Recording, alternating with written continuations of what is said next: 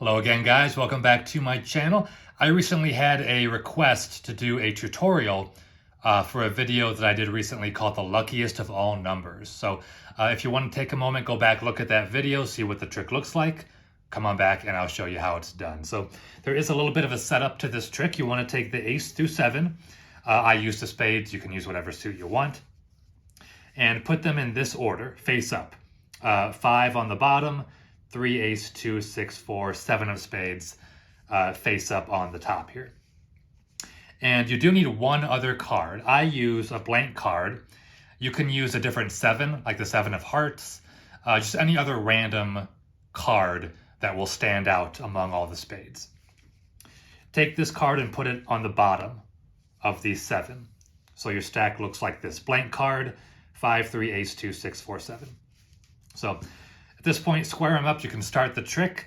Tell the spectator that we're going to use the ace through 7 of spades for this trick. Spread over to show the 7 cards. Keep the bottom 2 cards together. So don't spread them like this. Spread through them. Keep the bottom 2 cards, the 5 and the blank card, together as one. Say that these cards are the 7 cards we're going to use for this trick. They're in a random order right now, and that's fine. We're going to mix them up a little bit more as we go along. Square them up and just casually drop them on top of the deck. Then take a moment to talk about how in this trick we're going to find what the spectator's lucky number is from 1 to 7. Everybody has a lucky number between 1 and 7. We're going to find what that number is for the spectator. And then deal off those 7 cards. 1, 2, 3, 4, 5, 6, 7. The spectator won't think anything of that, but what you've actually done by doing that is you've added the blank card here, and you've left behind the 7 of spades. But the spectator will, of course, just think it's the 7 cards that they saw a moment ago. So pick up these 7. You can do some false shuffles if you want, but you want to leave them ultimately in this order. So hand the cards over to the spectator. Tell them to put 1 card on the bottom, 1 to the table. Keep alternating like that until they have 1 card left. The 1 card that they'll have left is the blank card. So tell them not to look at it just yet, but put it in their pocket, sit on it, whatever they want. I'm going to put mine right there. Hand these to the spectator. Have them deal the cards now into 3 piles of 2. Now what you want to do is you want to put these cards inside these cards, and then all of that inside of these cards. So have the spectator, I would say, point to any pile they want. Now what pile they point to doesn't matter, because you're going to do the same sequence no matter what, but it just makes them feel like they're making a decision in this trick.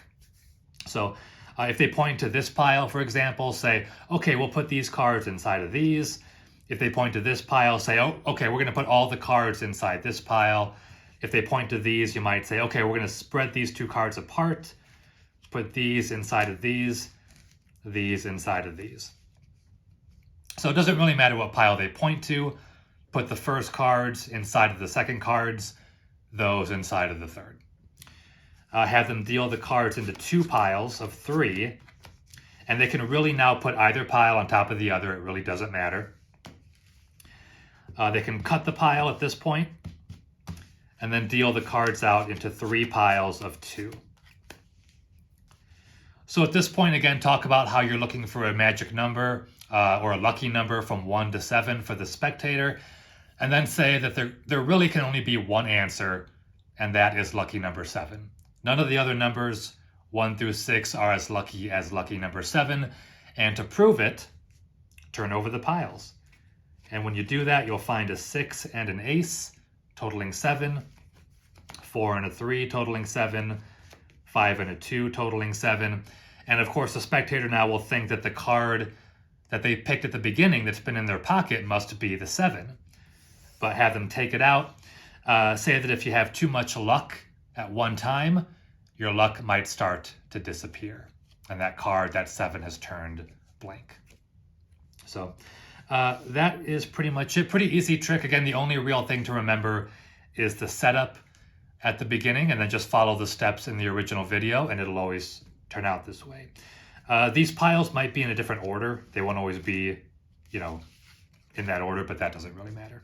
So that is the tutorial for today, guys, called the luckiest of all numbers.